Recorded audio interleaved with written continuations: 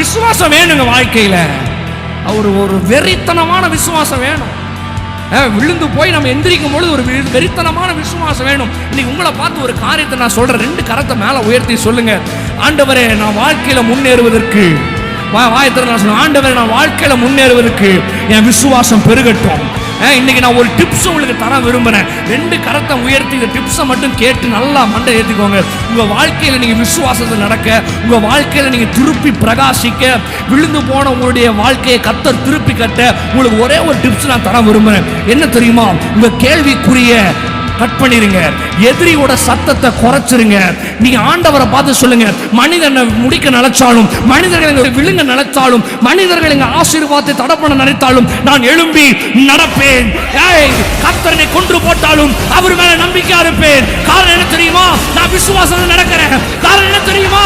நான் விசுவாசத்தில் நடக்கிறேன். எதிரியோட சத்தத்தை கட் பண்றேன், என் கேள்விக்குரிய கட் பண்றேன், என் வாழ்க்கைக்கு முன்னாடி இருக்கிற தடைகளை கட் பண்றேன். எனக்கு எதிராக வந்தாலும் நான் நடக்க ஆரம்பிப்பேன். காரணம் என்ன தெரியுமா? நான் விசுவாசத்தில் நடக்கிறேன். Shut off your doubt. Cut off your enemy's voice. Say, even though he slay me, I start walking with faith.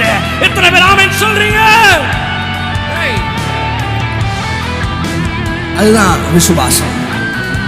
அவர் என்னை கொன்று போட்டார், அவர் மேல நம்பிக்கை. ஏன்னா என்ன தொடரணும்னு நினைச்ச ஆண்டவர் மட்டும் தொட முடியும், இல்லைன்னா தொட முடியாது. எத்தனை பேர் ஆமேன்னு சொல்றீங்க? ஏன்னா எத்தனை பேர் ஆமேன்னு சொல்றீங்க? எத்தனை பேர் ஆமேன்னு சொல்றீங்க? எத்தனை பேர் ஆமேன்னு சொல்றீங்க? இப்போ கடைசியா அவனு சொல்ல முடிக்க ஆசைப்படுறேன்.